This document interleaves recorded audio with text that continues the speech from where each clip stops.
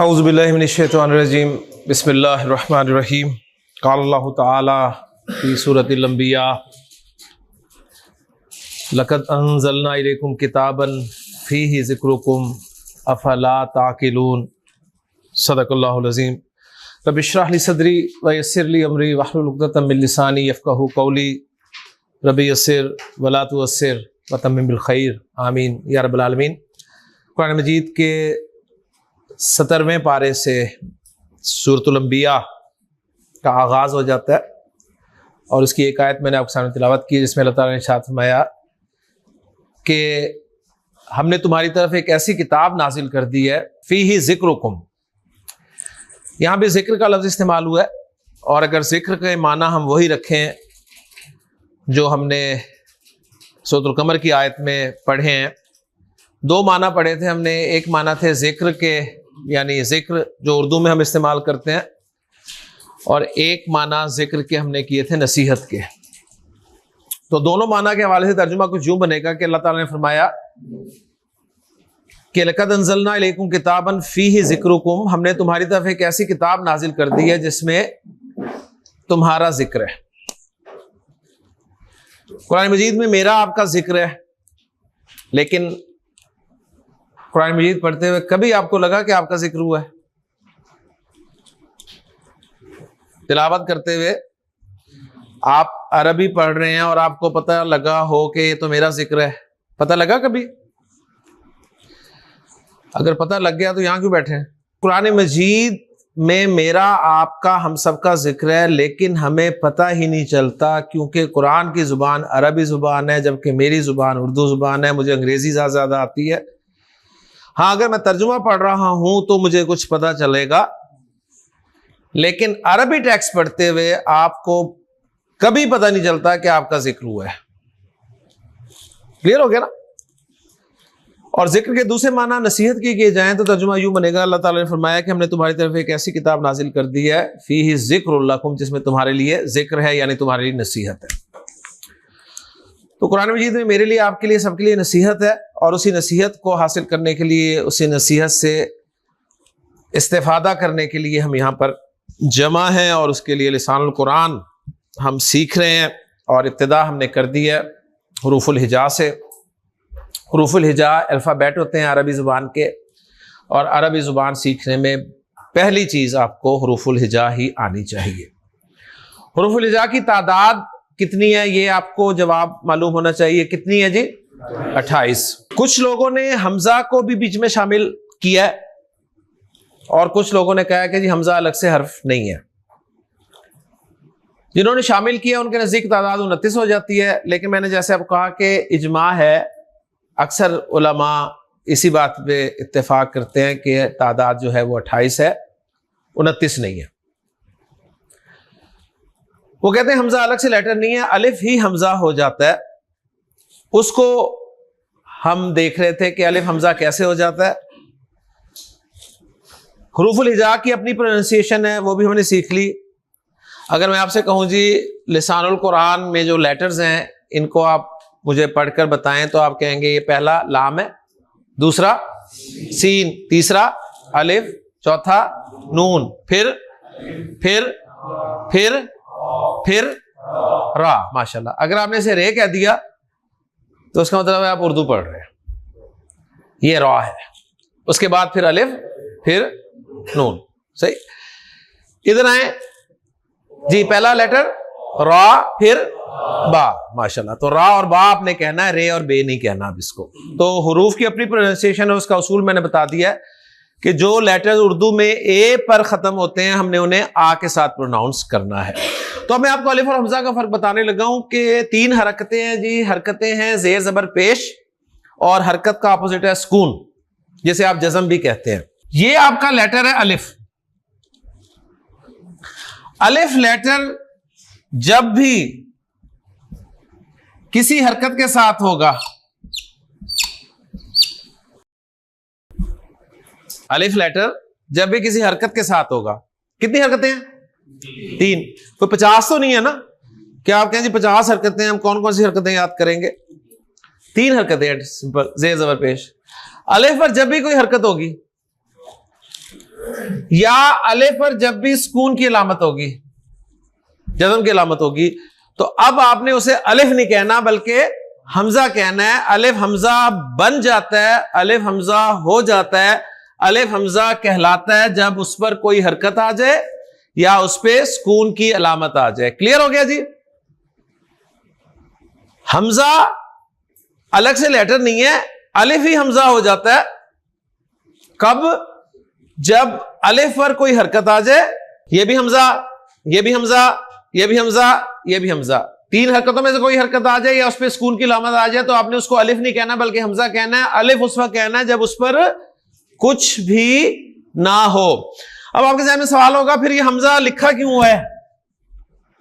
सही है, तो ये हमजा जो है ना, ये इसलिए लिखा गया है कि जब अरबी जुबान या कुरान अरब से नॉन अरब में आया तो लिखते हुए पढ़ता था अरब हमजा को, लेकिन लिखने के लिए हमजा की अलामत जो है एक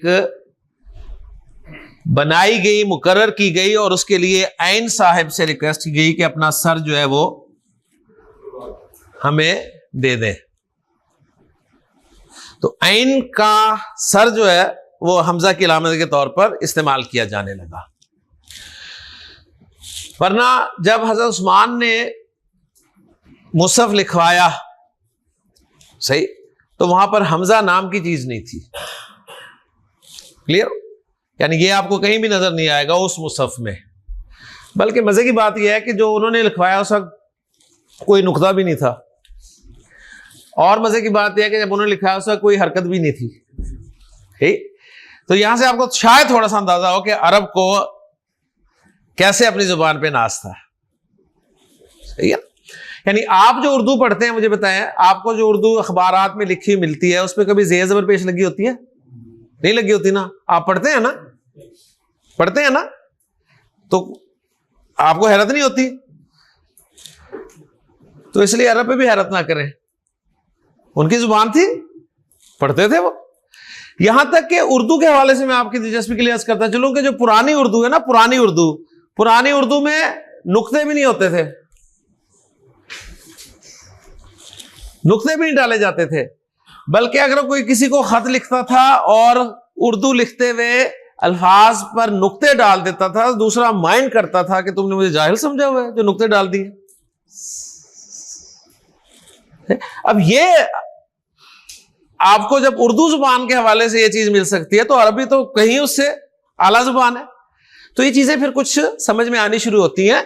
यानी उस वक्त ना कोई नुक्ता था, ना कोई हरकत थी, और ना हमजा का वजूद था लिखने में। लिखने में हमजा प्रोनाउंस करता था अरब अपनी जुबान के बल पे। क्लियर हो गया? तो ये तो आसानी हमारे लिए बहुत हो गई हैं। अब आपको हरकतें भी मिल जाएंगी लिखी हुई, आपको नुक्ते भी लिखे हुए मिल गए, लेटर्स भी बड़े हो गए अच्छे। वरना आपके साथ में पुराना कोई पेज, कुरान का जो पहला पेज मुसहफ का शेयर करूं ना, तो आपसे तो एक लफ्ज ना पढ़ा जाए उसका, लेकिन अरब पढ़ता था। बहरहाल गुफ्तगू हमारी दूसरी तरफ चली जाएगी। तो आपको अलिफ और हमजा का फर्क पता चल गया जी? क्या फर्क है अलिफ और हमजा में? अलिफ जो है वो हमजा बन जाएगा, और अगर हरकत ना आए, सुकून आए, तो भी हमजा बन जाएगा। ठीक है ना? अब आप इस काबिल हैं कि मैं आपके सामने कुरान मजीद के अगर कुछ लफ्ज लिखूं तो आप उसमें से अलिफ और हमजा पहचान सकते हैं? पहचान लेंगे ना? माशाल्लाह। नबी करीम सल्लल्लाहु अलैहि वसल्लम पर जो पहली वही नाजिल हुई थी, उस वही का पहला लफ्ज था इकरा। इकरा, ये कुरान का लफ्ज है। इकरा लफ्ज में मुझे बताइए अलिफ है? पक्की बात है? किसी को अलिफ नजर आ रहा है? अगर आ रहा है तो मुझे बता दें। ये क्या है? हमजा। क्यों? अलिफ हरकत के साथ है, जेर हरकत के साथ। ये क्या है? हमजा।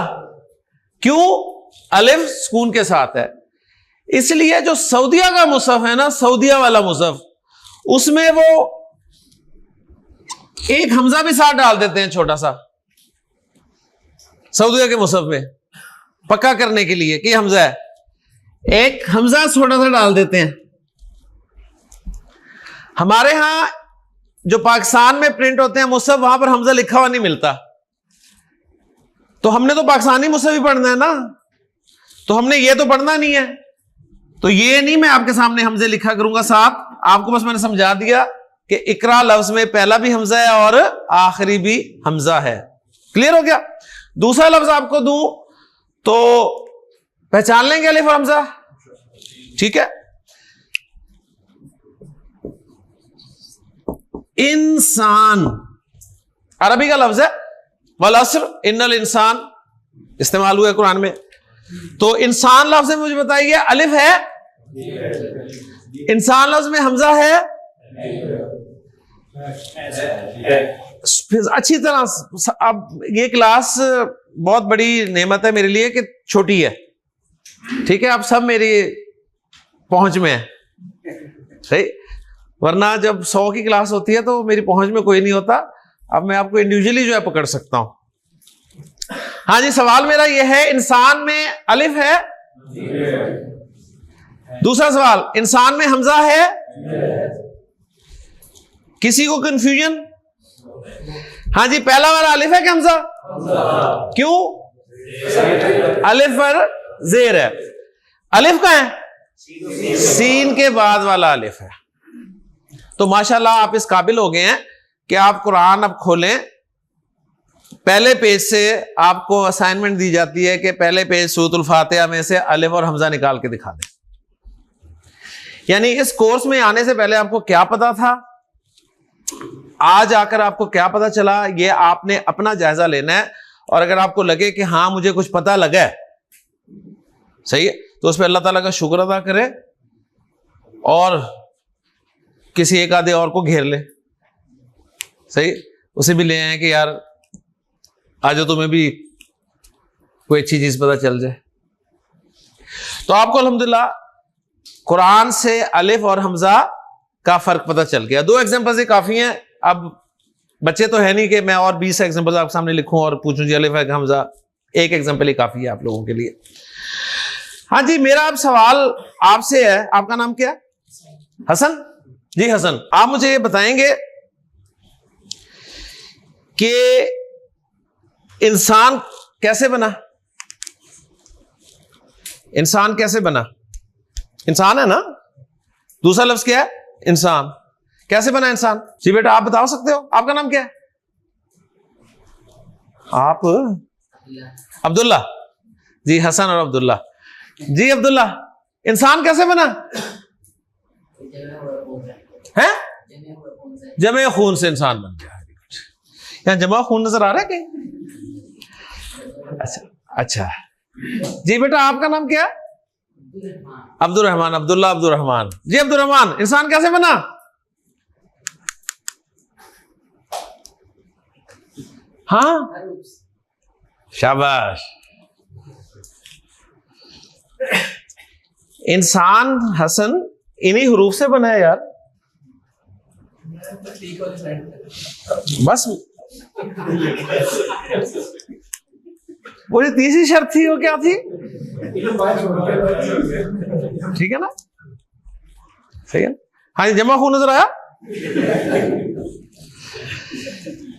इंसान इन्हीं हरूफ से बनाया हमने, इन्हीं हरूफ को इस्तेमाल किया और उन्हें गार्निश किया, हरकतें लगा दी, ठीक है, सुकून लगा दिया, इंसान बन गया। चले हसन अब बताएं, अपनी गलती करनी, इंसान है क्या?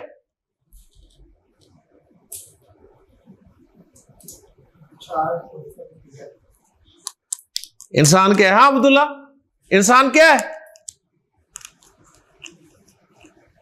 अशरफुल मखलूकात है ना जी। अब्दुल रहमान,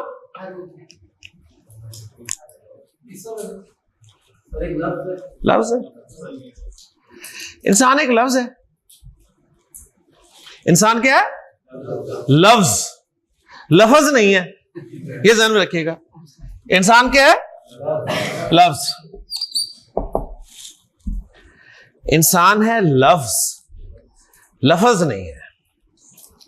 मैंने आपको कहा था अरबी तो आपको आई जानी है, आपकी इंशाल्लाह उर्दू भी ठीक हो जानी है यहाँ पे। सही, लफ्ज, लफ्ज नॉट लफज, यानी लफ्ज को लफज कहना गलत है, गलत नहीं है। समझ आ गई? अगर आप इसको लफ्ज कहते हैं तो आप गलत कह रहे हैं, गलत नहीं कह रहे। समझ आ गई? तो गलत सही है, गलत सही है, और माशाल्लाह लफ्ज गलत है। समझ आ रही है बातें? मुश्किल तो नहीं ना? हाँ, बहुत बिल्कुल सादा से आम लेवल की बातें हैं जी। अच्छा जी, इंसान लफ्ज है, इकरा लफ्ज है, लिसान लफ्ज है, अल कुरान लफ्ज है, ये लफ्ज है, ये लफ्ज है, ये लफ्ज है, ये लफ्ज है, ये लफ्ज है, ये लफ्ज है, ये लफ्ज है, ये लफ्ज है, ये लफ्ज है। लफ्ज हुरूफ और हरकत के अलामात के मिलने से बन जाता है। ठीक है, हुरूफ और हरकत और अलामात, इनके मिलने से क्या बनता है जी? लफ्ज। यही हुरूफ है हमारे पास, 3 हरकतें हैं और एक सुकून की अलामत है। इनको मिला के हम क्या बना लेंगे? लफ्ज। लफ्ज नहीं बनाने आपने, ठीक है? लफ्ज 2 तरह के होते हैं जी, ध्यान में रखिएगा। एक लफ्ज वो होते हैं जिनके कोई मीनिंग्स होते हैं, ठीक, मीनिंग्स, उनको हम कहते हैं बा माना, बा माना, मीनिंगफुल, जिसके मीनिंग्स होंगे। कुछ लफ्ज ऐसे होते हैं इनके कोई माना नहीं होते, उनको हम कहेंगे बेमाना। जैसे भी आपको ब्रेक मिला, उसमें आपने चाय शाय पी, ठीक है, आप कहेंगे नहीं चाय तो पी थी, चाय नहीं पी। बिस्किट विस्किट भी आपको सर्व किए गए, ठीक, तो बिस्किट कोई समझ आ जाती है, बिस्किट शिस्किट कोई समझ में नहीं आती। तो लफ्ज 2 तरह के हैं, बामाना और बेमाना। ये लफ्ज है माना, इसे जो आप कहते हैं ना वो ना कहें, आप इसे क्या कहते हैं? मायनी, ठीक है, कोई मैंने कह देता है, ठीक है, क्योंकि बचपन में हमने यही पढ़ा है ना, पहला कलमा तैयब, तैयब मैंने पाक, तो उस वक्त का मैंने याद है। तो ये है माना, बा माना बेमाना। हम क्या पढ़ रहे हैं जी? लिसानुल कुरान। कुरान में कोई बेमाना लफ्ज होगा? होगा जी? नहीं होगा ना? तो हमने इस पे जरूर अपना टाइम जाया करना है, इसे बाहर करें। सही, कुरान मजीद में इस्तेमाल होने वाला हर लफ्ज बा माना है, उसके कोई ना कोई मीनिंग्स हैं, वो हमने स्टडी करने हैं। और बा माना लफ्ज को अरबी ग्रामर में कलिमा कहते हैं। कलिमा, आप क्या कहते हैं? कलमा। तो हमारा तो कलमा ही सही नहीं है। पहला कलमा तैयब और तैयब मैंने पाक, क्या है जी ये? कलिमा। कलिमा, कलिमा क्या होता है? बामाना लफ्ज। ओके जी, बामाना लफ्ज को क्या कहते हैं? कलिमा। ठीक, क्लियर हो गया? बात समझनी है आपने। सवाल आपको जिस मर्जी एंगल से पूछ लिया जाए, अगर बात समझ में आ गई तो जवाब आपका गलत नहीं होना चाहिए। अच्छा, अब यहां पर 1-2 सवाल आपके ज़हन में पैदा हो रहे होंगे। सर कलिमा, ये जो लफ्ज है इसके आखिर में लगी है गोलता, ऐसे ही है ना? ये गोलता तो आपने पढ़ाई नहीं हमें। ये सवाल आपके ज़हन में पैदा हो सकता है। ओके जी, इसका जवाब पहले दे दूं फिर आगे चलते हैं। लेकिन ये जो गोलता है ना, गोलता, ये भी कोई अलग से लफ्ज नहीं है, ये भी कोई अलग से लफ्ज नहीं है। लंबी ता ही गोलता हो जाती है, लंबी ता ही गोलता हो जाती है। कैसे? देखें जी, ये लंबी ता है ना, लंबी ता है, इसको मैं गोल कर रहा हूं, इसके दोनों सिरों से पकड़े और मिला दें, नुक्ते अंदर आके बाहर रख दें, गोल होगी। ठीक, लंबी ता ही गोलता में तब्दील हो जाती है। ओके, फर्क सिर्फ यह है कि जो लंबी ता है ना, ये लफ्ज के शुरू में भी आ सकती है, दरमियान में भी आ सकती है, एंड पे भी आ सकती है। बात समझ में आ गई? लंबी ता किसी भी लफ्ज के शुरू में भी आ सकती है, दरमियान में भी आ सकती है, एंड पे भी आ सकती है। जबकि गोलता जो है ये सिर्फ एंड पे ही आती है, ना ये शुरू में आती है ना दरमियान में आती है। ये बहुत कीमती बातें हैं जो आपको कहीं नहीं मिलेंगी। क्लियर हो गया जी? एक चीज। दूसरी, लंबी ता जब एंड पे हो तो आप ता की आवाज निकालते हैं। जैसे मैं आपके सामने लफ्ज लिखता हूं, एक अरबी में बिंत कहते हैं बेटी को या लड़की को, बिंत। ओके जी, बिंत। ता एंड पे है ना, लंबी ता, तो अब ता की आवाज सुनाई दे रही है आपको? मुझे बिंत, बिंत, ता की आवाज सुनाई दे रही है ना? अच्छा, बेटी के लिए एक और लफ्ज है अरबी जुबान में, वो है इब्नाह। अब इब्नाह जो है इसके आखिर में गोलता है। गोलता वाला लफ्ज जब मैं पढ़ रहा हूं तो मैं कोई ता की आवाज निकाल रहा हूं, मैं हा की आवाज निकाल रहा हूं। फॉलो कर गया? यानी लंबी ता और गोल ता को प्रोनाउंस करने का तरीका मैंने आपको बता दिया कि लंबी ता जब लफ्ज के आखिर में आएगी तो ता की आवाज आएगी, उख्त, उख्त, बिंत। लेकिन गोलता जब लफ्ज के आखिर में आएगी तो ता की आवाज नहीं निकालनी है, आपने हा की आवाज निकालनी है, इब्नाह, इब्नाह। फॉलो करके तो लंबी ता और गोलता के बारे में भी आपको पता चल गया। सही, इसलिए मैं इस लफ्ज को क्या पढ़ रहा हूं? कलिमा, कलिमा। कलिमत तो नहीं कह रहा ना? इससे आपको अंदाजा होगा। एक लफ्ज मैं आपको और देता हूं, आप मुझे पढ़ के बताएं क्या है। क्या पढ़ेंगे इसे? जी, सलाह। सलाह पढ़ेंगे ना कि सलात पढ़ेंगे? क्या पढ़ेंगे? सलाह। तो आप इससे अंदाजा कर ले, आप माशाल्लाह नमाजें भी पढ़ते हैं, मुख्तलिफ मसाजिद में आप तकबीर कहते भी लोगों को सुनते हैं, और तकबीर वो कह रहे होते हैं कि हय्या अलस्सलात, हय्या अलस्सलात, कद कामत इस्सलात, कद कामत इस्सलात। तो वहीं से आपको अंदाजा हो जाना चाहिए कि आप लिसानुल कुरान कोर्स पढ़ रहे हैं। बात समझ में आ गई ना? तो ये एक आपको प्लस पॉइंट मिला। अच्छी बात है तकबीर कहें, कहनी चाहिए, लेकिन क्या ही अच्छी बात है अगर आप सीख कर कहें। सही है ना कि प्रॉपर लफ्ज की अदायगी कैसे है। तो कद कामत सलाह, हा के साथ प्रोनाउंस करें, कद कामत सलाह, ना के कद कामत सलात, कद कामत सलात। तो माशाल्लाह आप कुछ ना कुछ सीख रहे हैं। आवाज हे में सिर्फ इस पे हम जब रुक रहे हैं ना, मैं रुकने की बात कर रहा हूं क्योंकि आप रुक रहे हैं ना, बिंत, इब्नाह, रुक रहे हैं।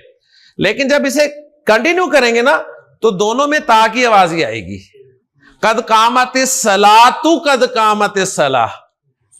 ठीक है ना? वो आगे की बात है, मिला के आगे जब पढ़ेंगे। तो फिलहाल अभी आप ये जो मैंने पॉइंट बताया आपको, लंबी ता और गोलता में क्या फर्क है। लंबी ता जो है लफ्ज के शुरू में भी आ सकती है, दरमियान में भी आ सकती है, एंड पे भी आ सकती है। गोलता सिर्फ एंड पे आती है।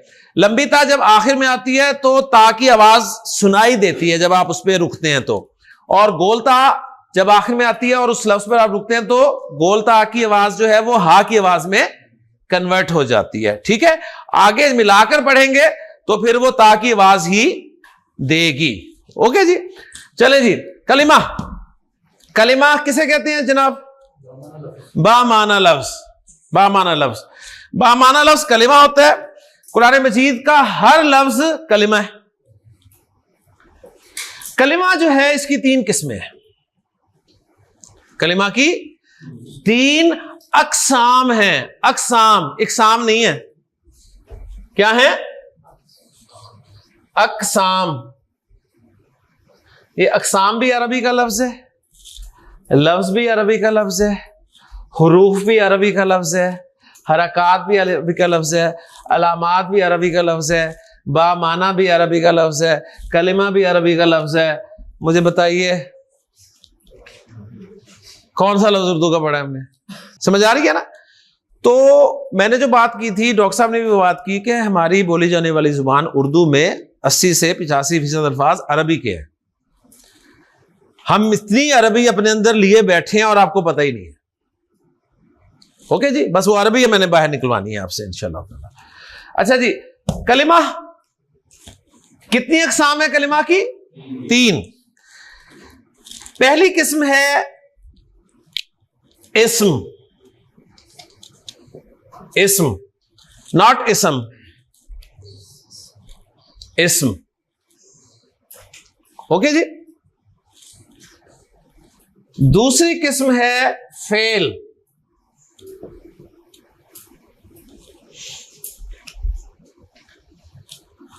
और तीसरी किस्म है हर्फ, नॉट हरफ।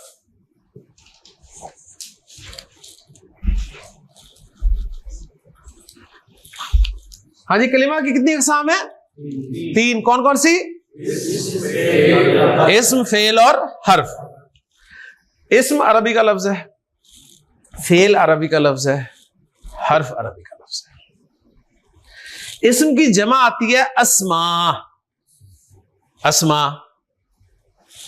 फेल की जमा आती है अफ़आल। हर्फ की जमा आती है हुरूफ। ये भी अरबी का लफ्ज है। इतनी अरबी आपको आती है। क्लियर हो गया? अच्छा जी, रिजल्ट ये निकला कि इस्म, फेल और हर्फ क्या है जी? कलिमा की अक़साम है। और कलिमा क्या होता है? बामाना लफ्ज होता है। और हमने ये देखा है कुरान में चूंकि कोई बेमाना लफ्ज इस्तेमाल नहीं हुआ तो हमने कलिमा ही पढ़ना है। लिहाजा कुरान मजीद का जो भी लफ्ज है वो या तो इस्म है या फेल है या फिर हर्फ है, से बाहर कुछ है ही नहीं। ऐसे ही है ना? कुरान का जो भी लफ्ज है वो क्या है? या इस्म है या फेल है या हर्फ है। इससे बाहर तो कुछ नहीं होगा ना। ओके जी। अच्छा, अब इस्म को कैसे पहचानना है, फेल को कैसे पहचानना है, हर्फ को कैसे पहचानना है? उन्हें पढ़ना पड़ेगा। लिहाजा लिसानुल कुरान कोर्स का मैंने सिलेबस कितनी चीजें बताई हैं? 5। 3 ये आ गई, 3 ये आ गई। इस्म, फेल और हर्फ, ये 3 चीजें हैं। और इनके कॉम्बिनेशन से फिर हम 2 जुमले बनाएंगे।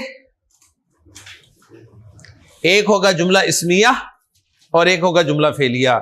ये लिसानुल कुरान का सिलेबस मैंने आपको बता दिया है। 5 चीजें नोट कर ले। इससे बाहर मैं कुछ नहीं पढ़ाऊंगा आपको। इससे आगे आप पढ़ने की कोशिश भी करेंगे तो नहीं पढ़ाऊंगा मैं। लिसानुल कुरान कोर्स का सिलेबस कितनी चीजें हैं जी? 5। कौन कौन सी? इस्म, फेल, हर्फ, जुमला इस्मिया और जुमला फेलिया। क्लियर सब? अल्हम्दुलिल्लाह। चले जी, अब हम अगर इन 3 को अच्छी तरह से पढ़ लें तो कुरान समझ में आने लग जाएगा ना? सही।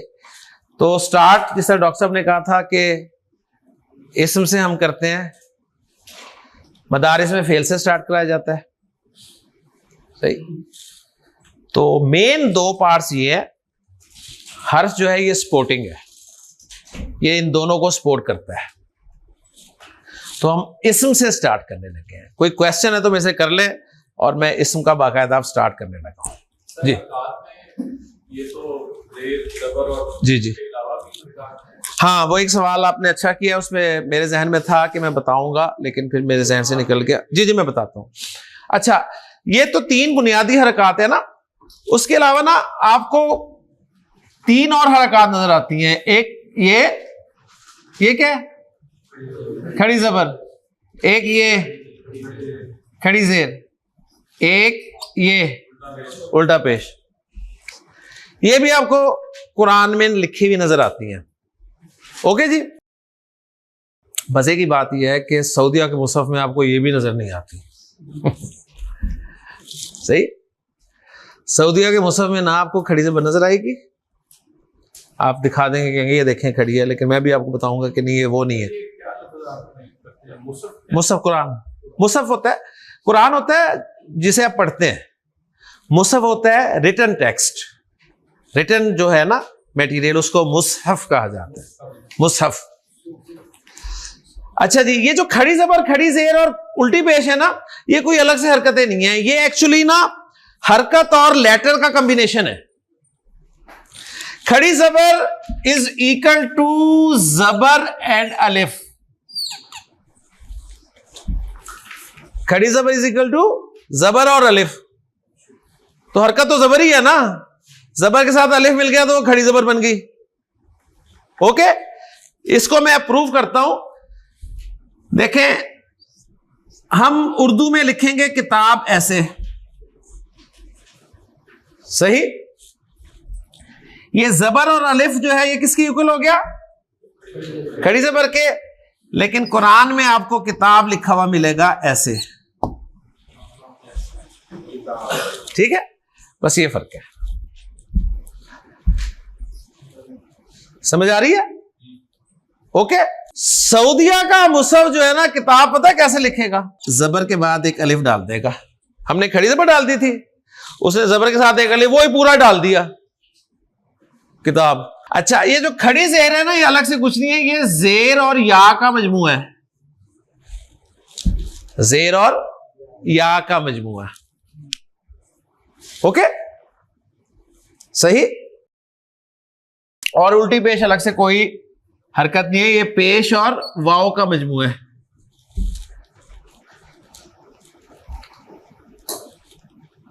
क्लियर? हरकतें वही 3 है, जेर जबर पेश। उन 3 हरकतों के साथ अलिफ वाव और या मिलाकर मजीद कुछ हरकतें बना ली गई, बेसिक हरकतें वही हैं। क्लियर हो गया? वो हरकत नहीं है कुछ, वो वैसे पढ़ने के लिए है, पढ़ने के लिए लगा दी जाती है कि इसको जरा लंबा करके पढ़ना है, मत जिसे कहते हैं, ठीक है ना, वो हरकत उरकत कोई नहीं होती, वो जिसे जरा लंबा पढ़ना होता है ना, उसके ऊपर लगा देते हैं। और वो सिर्फ कुरान पढ़ने के लिए है, आम अरबी में उसकी जरूरत नहीं है।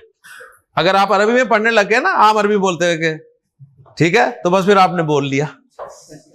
कुरान में ये तो आपको पता है, कहा जाता है 5 से 7 अलिफ के बराबर से लंबा करना है। तो ये चीज क्लियर होगी जी कि खड़ी जबर, खड़ी जेर, उल्टी पेश, खड़ी जेर है, खड़ी जेर इज इक्वल टू जेर और या, ठीक है। जैसे पाकिस्तान के मुसहफ में इस तरह लिखा होगा बी ही, लेकिन सऊदीया के मुसहफ में आपको ये लिखा हुआ ऐसे मिलेगा, जेर और बड़ी ये डाल देते हैं वो साथ, ठीक है, वो बड़ी ये डाल देंगे। पाकिस्तान के मुसहफ में मिलेगा लिखा हुआ लहू, लहू मुल्कुस समावाति वल अर्द। सऊदीया के मुसहफ में आपको ये लिखा हुआ मिलेगा पेश और साथ एक छोटा सा वाव। ओके, सही है। तो ये मैंने आपको मुसहफ का फर्क भी बता दिया। पर ये मेन चीज नहीं है, ये आसानी के लिए अलामात जो हैं वो मुकर्रर की गई हैं, उनका अपना स्टाइल है, हमारे यहाँ अपना स्टाइल है, लेकिन मेन चीज जो है ना वो है उसकी किताबत, लफ्ज जो है वो नहीं बदलता। वो अगर बदलेंगे आप, यानी अगर किताब ऐसे हजरत उस्मान ने लिखवाया ऐसे, अगर आप कुरान लिखते हुए किताब ऐसे लिख देते हैं ना अलिफ के साथ, तो ये गलत होगा कुरान में लिखना, ठीक है। ये आम अरेबिक स्क्रिप्ट में आप लिख सकते हैं, हम क्लास में किताब ऐसे ही लिखेंगे, क्योंकि हम अरबी पढ़ रहे हैं, ठीक है ना। लेकिन किताब को जब कुरान में आप देखेंगे लिखा हुआ तो वो ऐसे लिखा होगा। ये चीजें और तरह की चली जाएंगी, हमारे टॉपिक से हम हट जाएंगे। तो आगे जी, हाँ, सवाल उनका यह है कि वो कह रहे हैं जी शद भी तो लगी हुई है। तो शद आपको जब भी किसी लफ्ज के अंदर नजर आए ना, एक है शद, ये देखें लफ्ज, एक लफ्ज के अंदर है, एक लफ्ज के अंदर है, एक लफ्ज के अंदर है, एक लफ्ज के अंदर है। बाज़ औक़ात दो लफ्जों के साथ होती है। आप लफ्ज शद को बस समझ लें, लफ्ज के अंदर आपको शद नजर आई ना, शद का मतलब है कि जिस लेटर पे शद है ना, जैसे यहां पर बा पे शद है ना, यहां किस पे है, सीन पे, तो यहां बा पे शद है, इसका मतलब है बा दो मरतबा है, बा दो मरतबा है, एक मरतबा बा साकिन है और एक मरतबा हरकत के साथ है। एक मरतबा साकिन होगा वही लेटर और एक मरतबा जो हरकत उस पर डली हुई है वो हुआ करेगी। तो इसलिए आप इसे पढ़ रहे हैं रब बी, रब बी, फिर रब्बी, रब्बी, यस, यस सिर, यस सिर। एक दफा सीन को साकिन पढ़ रहे हैं, एक दफा सीन को जेर के साथ पढ़ रहे हैं। तो ये कोई नई चीज, अलग से चीजें नहीं, हरकत है वही बेस तीन है, जेर जबर और पेश। ले जी, इस्म अब इंशाल्लाह हम कल शुरू करेंगे। मैं चाहूंगा कि हमने जो कुछ आज पढ़ा है, अगर आप ईमानदारी से देखेंगे ना तो 5 या 6 पॉइंट्स होंगे। लिसानुल कुरान का स्टार्ट हमने किया हुरूफुल हिजा से। हुरूफुल हिजा की प्रोनाउंसिएशन हमारे सामने आई, उनकी तादाद हमारे सामने आई, ठीक है। 3 बुनियादी हरकत आई हमारे सामने, एक अलामत सुकून आई। हुरूफ और हरकत के मिलने से हमने लफ्ज बनाए, अलिफ और हमजा का फर्क देखा। लफ्ज बामाना थे, बेमाना, बामाना को हमने कलिमा कहा और कलिमा की 3 अक़साम हमारे सामने आई, इस्म, फ़ेल और हर्फ। ये लिसानुल कुरान का कोर्स था। बाकी तो डिटेल्स हैं वो आपकी दिलचस्पी के लिए, याद रहेंगी तो अच्छी बात है, अगर आगे पीछे भी हो जाए तो खैर है, उसका लिसानुल कुरान से कोई ऐसे ताल्लुक नहीं है। ठीक हो गया। इंशाअल्लाह ताला कल हम बाकायदा इस्म से स्टार्ट करेंगे। पहले खूब इस्म को पढ़ेंगे अच्छी तरह, इतना पढ़ेंगे कि हम इस्म पर पूरा काबू कर लेंगे, और जब इस्म पर हमारा काबू हो जाएगा तो हम जुमला इस्मिया बना लेंगे। फिर हम फेल पढ़ेंगे और जुमला फेलिया पढ़ेंगे और हमारा सिलेबस खत्म हो जाएगा इंशाअल्लाह ताला। ओके जी, ले जी, सुब्हानकल्लाहुम्मा व बिहम्दिका अशहदु अल्ला इलाहा इल्ला अंता अस्तगफिरुका व अतूबु इलैक।